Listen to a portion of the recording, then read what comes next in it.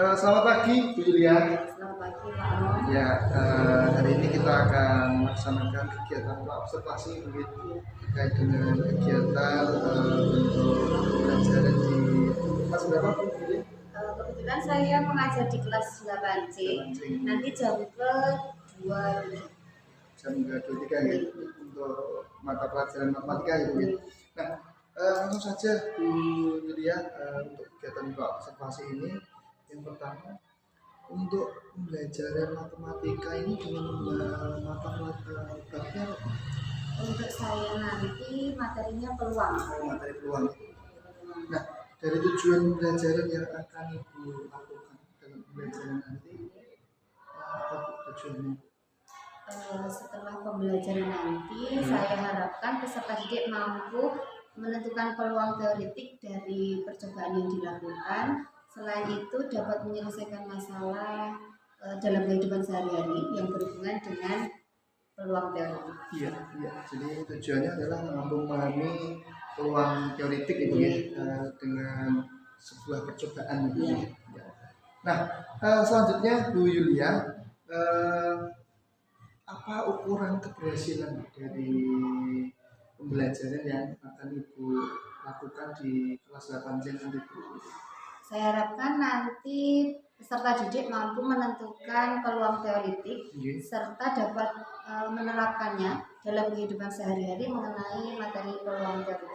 Ya, jadi dapat terlaksananya kegiatan pembelajaran tersebut untuk memahami peluang teoretik dengan menggunakan percobaan itu ya. Nah, selanjutnya Bu Yulia, apa yang akan Bu Yulia kembangkan dari pembelajaran peluang ini? Nanti peserta didik mampu menemukan perumusan untuk menentukan peluang teoretik serta menerapkannya dalam kehidupan sehari-hari. Jadi yang akan dikembangkan adalah keterampilannya dalam menemukan perumusan peluang teoretik, lalu bisa menerapkannya dalam kehidupan sehari-hari. Nah, ya Bu, terima kasih untuk identifikasi permasalahannya Bu Yulia. Nah, selanjutnya untuk rencana aksinya, strategi pembelajaran apa yang akan Ibu pakai untuk mencapai tujuan belajar yang sudah Ibu tentukan dengan RPP yang sudah Ibu buat? Model pembelajarannya nanti pakai problem based learning, kemudian nanti dikombinasikan dengan ceramah, serta ada diskusi juga. Kemudian nanti peserta didik tetap melakukan kerja kelompok. Jadi nanti strateginya dengan menggunakan metode problem based learning dikombinasikan dengan ceramah, diskusi, lalu anak-anak melakukan kerja kelompok. Nanti mempresentasikan hasilnya di depan. Nah, untuk melakukan strateginya tadi tentunya butuh dukungan. Ada dukungan apa untuk mencapai tujuan tersebut? Nanti saya menggunakan LCD tetap ya, LCD kemudian slide PowerPoint, kemudian bahan ajarnya ada buku siswa, kemudian juga menggunakan LKPD sebagai media pembelajaran. Jadi pendukung untuk kegiatan pembelajaran ini ada LCD dan bahan ajar, kemudian LKPD dan juga slide PowerPoint sebagai media pembelajaran. Nah, yang terakhir Bu Yulia, ketika nanti kita sudah selesai melakukan observasi, kita akan melaksanakan observasi di dalam kelas. Nah, nanti menurut Bu Yulia perlu tidak setelah selesai melakukan observasi kita melakukan kegiatan refleksi pembelajaran dulu? Menurut saya itu sangat perlu karena bisa mengetahui sejauh mana saya melakukan pembelajaran di dalam kelas. Oke, terima kasih. Jadi ketika nanti setelah selesai observasi di dalam kelas, kita melakukan refleksi untuk melihat semua kekurangan dan kelebihan kita ketika kita sedang melakukan pembelajaran. Nah, terima kasih Bu Yulia. Nanti mohon bantuannya untuk ketika nanti pendampingan individu yang kelima, untuk bisa bersama-sama melakukan percakapan lagi untuk kegiatan pasca observasi. Terima kasih pada Bu Yulia. Kita akan melakukan kegiatan observasi di dalam kelas.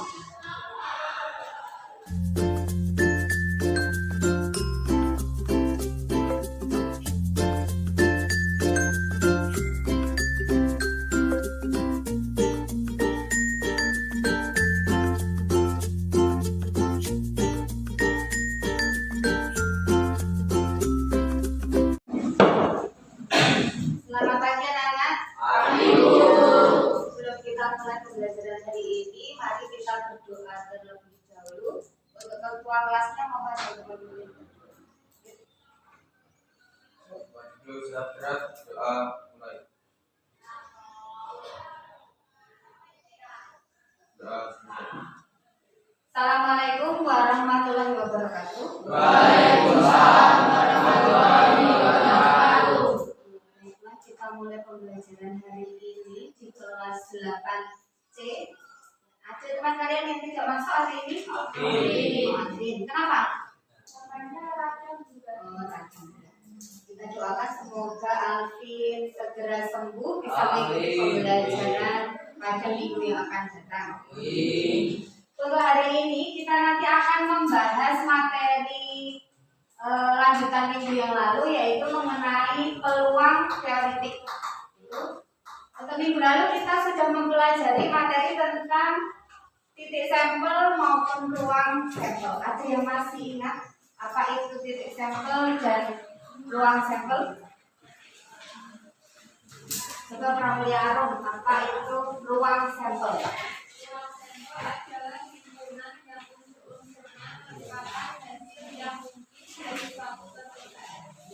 Ruang sampel merupakan suatu himpunan yang mungkin terjadi dari suatu percobaan yang telah kita lakukan.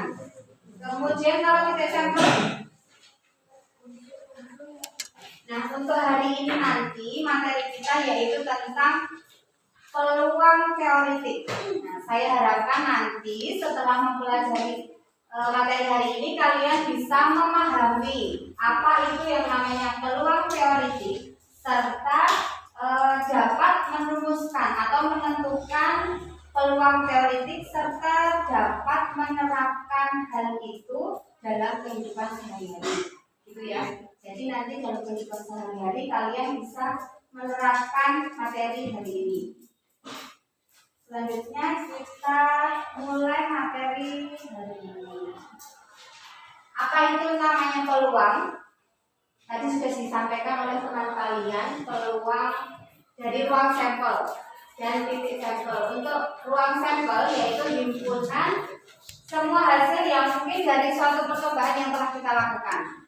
Kemudian untuk titik sampelnya yaitu anggota dari ruang sampel atau kemungkinan yang muncul dari percobaan yang telah kita lakukan.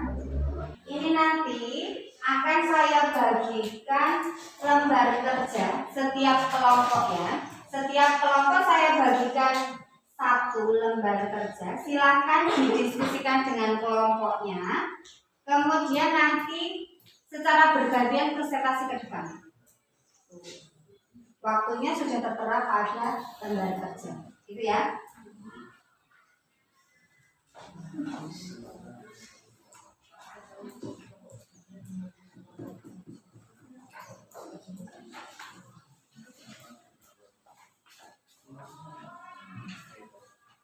Silakan tulis dulu nama anggota kelompoknya. Namun dikerjakan di sini. Oke, dikerjakan di sini. Tulis dulu nama anggota kelompok, kemudian kelasnya kelas berapa. Kemudian perhatikan petunjuknya dulu, baru kalian mengerjakan soal.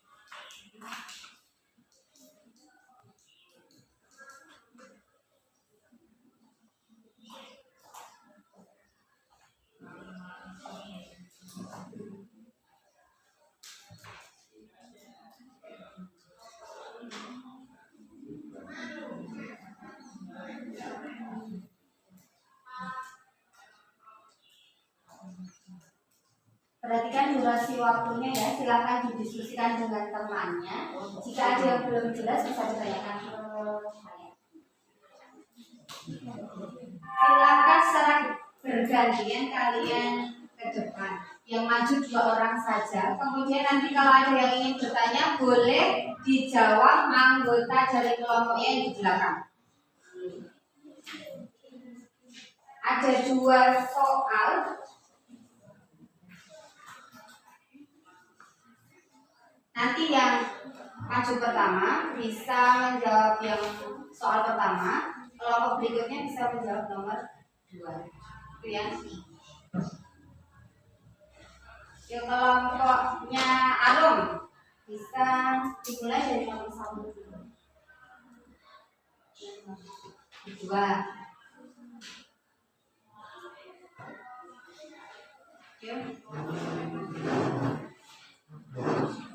Kelompok yang lain juga harus siap. Nanti setelah bergantian kalian maju membacakan hasil diskusinya. Ayo berdua.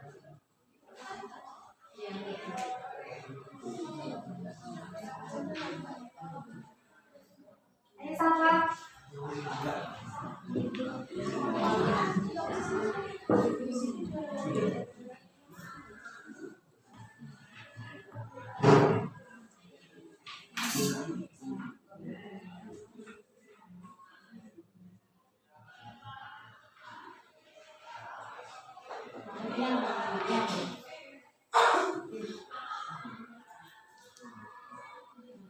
Assalamualaikum warahmatullahi wabarakatuh.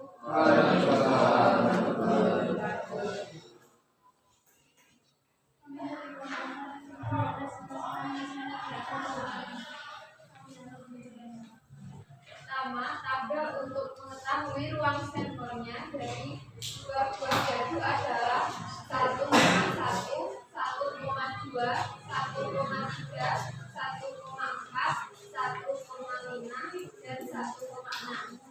2,1, 2,2, 2,3, 2,4, 2,5, 2,6, 3,1, 3,2, 3,3, 3,4, 3,5,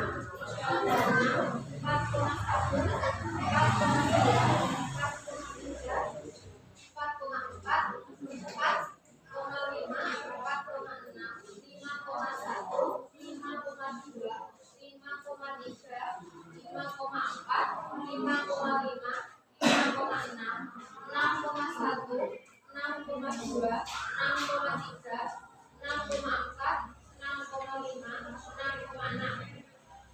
Jadi banyak ruang sampel dari tabel yang dibuat adalah 36.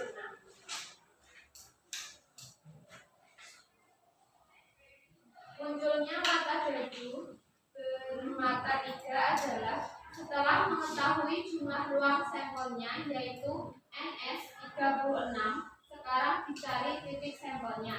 Muncul mata dadu kedua bermata 3, berarti mata dadu pertama bisa jadi bermata 1, 2, 3, 4 atau 5. Dengan begitu, kejadian munculnya mata dadu kedua bermata 3 atau A adalah 1,3, 2,3, 3,3, 4,3, 5,3, 6,3. Jadi NA adalah 6. Peluang munculnya mata dadu kedua bermata 3 adalah 3/6 yang disederhanakan menjadi 1/6. Ada yang ingin bertanya dari jawaban yang sudah disampaikan oleh Arum dan kelompoknya? Ada yang ingin ditanyakan? Tidak ada. Sudah sama jawabannya begitu semua? Sekian presentasi dari kelompok kami. Assalamualaikum warahmatullahi wabarakatuh. Tepuk tangan untuk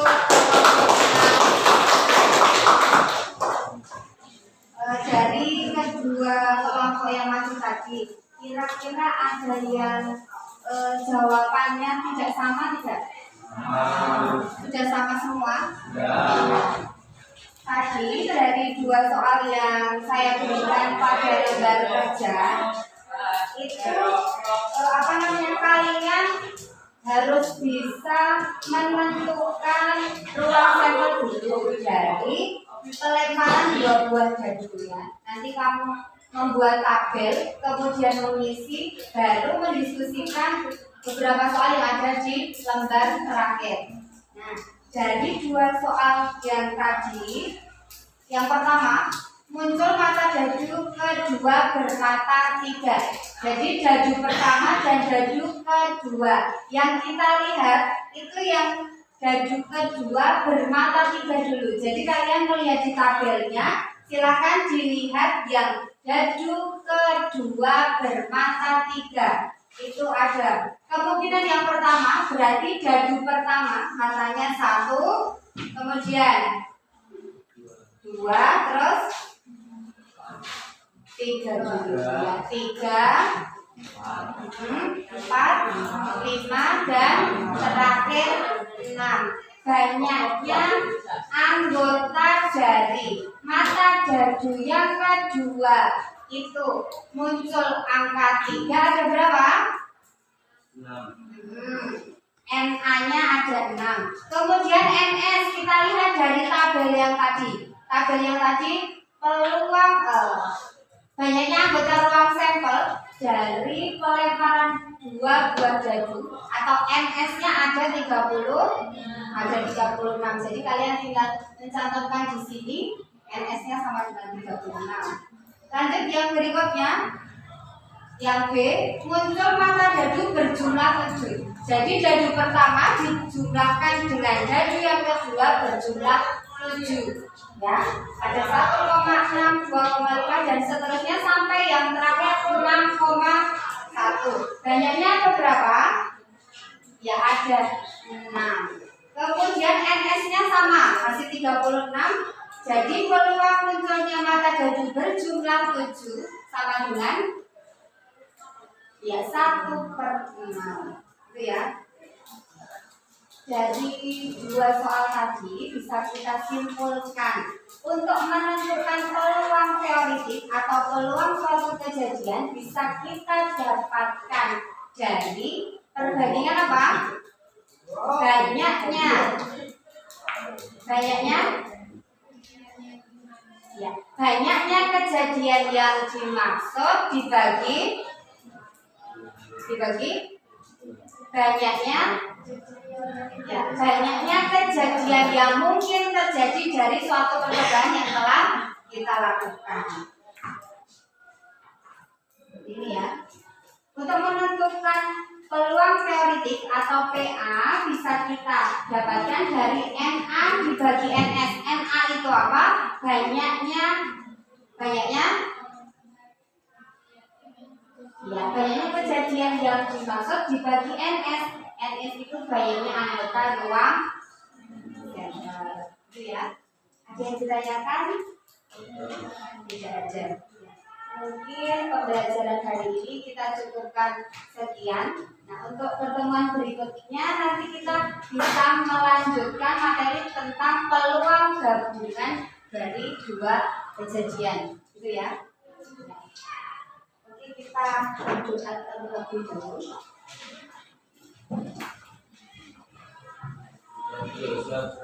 Doa mulai. Doa selesai. Assalamualaikum warahmatullahi wabarakatuh. Waalaikumsalam warahmatullahi wabarakatuh.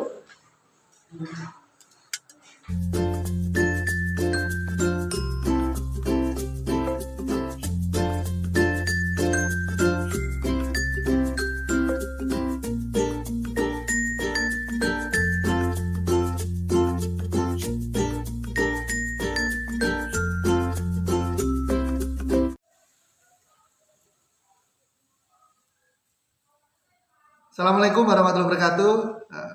Perkenalkan, saya Tulus Amangdiprojo, calon gubernur penggerak angkatan 7 Kabupaten Wonogiri dari SMP Negeri 1 Parangkubuto. Pada kesempatan kali ini, saya bersama dengan Ibu Yulia Nugraini SPD, guru matematika SMP Negeri 1 Parangkubuto. Hari ini saya akan melaksanakan kegiatan percakapan pasca observasi pembelajaran yang dilakukan oleh Ibu Yulia Nugraini SPD, guru matematika SMP Negeri 1 Parangkubuto. Selamat pagi Bu Yulian Gaini. Pagi, Pak Mo. Nah, pada kesempatan kali ini kita akan melaksanakan percakapan pasca observasi pembelajaran yang telah Ibu lakukan pembelajaran di beberapa hari yang lalu. Nah, pertanyaan yang pertama Bu Yulia, apa tujuan pembelajaran yang Ibu lakukan dalam pembelajaran yang Ibu lakukan pada kesempatan beberapa hari yang lalu? Untuk tujuan pembelajaran yang sudah saya berikan ke anak, yang pertama, peserta didik mampu memahami peluang teoretik, kemudian mampu menentukan peluang teoretik dari suatu percobaan, kemudian yang terakhir mampu menyelesaikan permasalahan sehari-hari yang berhubungan dengan peluang teoretik. Ya, itu sudah termaktub di dalam RPP gitu ya. Nah, yang kedua Bu Yulian ini bahwa di saat pembelajaran kemarin kita sudah melihat bersama-sama ya, terkait dengan kegiatan pembelajaran yang Ibu Yulia lakukan. Nah, menurut Ibu Yulia, bagaimana antusiasme siswa dalam belajar dengan media pembelajaran yang waktu itu Ibu gunakan, itu PowerPoint gitu, dengan menggunakan diskusi kelompok dan kerja kelompok? Menurut saya mereka sangat antusias ya saat mengikuti pembelajaran. Itu bisa saya lihat dengan adanya siswa yang aktif menjawab pertanyaan pemantik, serta mereka dapat melakukan presentasi ke depan secara bergantian. Jadi secara prinsip siswa aktif gitu ya, terhadap pembelajaran yang Ibu lakukan. Karena saya juga melihat anak-anak ketika Ibu tanya di pertanyaan persepsi pemantik awal, mereka menjawab dari pertanyaan Bu Yulia. Nah, selanjutnya Bu Yulia, yang namanya pembelajaran pada saat itu kami juga mengalami juga bahwa ketika pembelajaran pun ada kekurangan dan kelebihan. Ini menurut Bu Yulia, yang pertama yang saya ingin tanyakan kepada Bu Yulia. Menurut Bu Yulia, kekurangan dari pembelajaran yang Ibu lakukan waktu itu apa Bu Yulia? Sebenarnya begini, saya sebenarnya mengajar di kelas ya, itu sudah sesuai dengan rencana pembelajaran yang saya buat di RPP. Ya, di RPP terutama. Terus kemarin saya sedikit ada yang belum saya sampaikan mengenai penilaian pengetahuan. Oh iya, nah, betul. Nanti penilaian pengetahuan ini akan saya berikan di pertemuan selanjutnya. Betul ya. Saya juga melihat walaupun sebenarnya anak-anak di dalam pendidikan di kelompok ya. sudah bertanya-tanya gitu, tapi secara klasikal belum memberikan penilaian pengetahuan gitu. Ya, nanti akan disampaikan di pertemuan berikutnya. Ya, itu kekurangannya menurut Bu Yulia ya. Nah, untuk yang kedua Bu, kelebihan dari pembelajaran yang Bu Yulia lakukan pada saat itu apa Bu Yulia? Untuk saya dalam pembelajaran itu kan menggunakan metode pembelajaran PBL ya. Terus dengan menggunakan strategi diskusi kelompok, nah itu yang menyebabkan peserta didik dalam pembelajaran mereka dapat aktif mengikuti. Ya, saya juga melihat seperti itu Bu. Jadi anak-anak aktif ketika diskusi kelompok.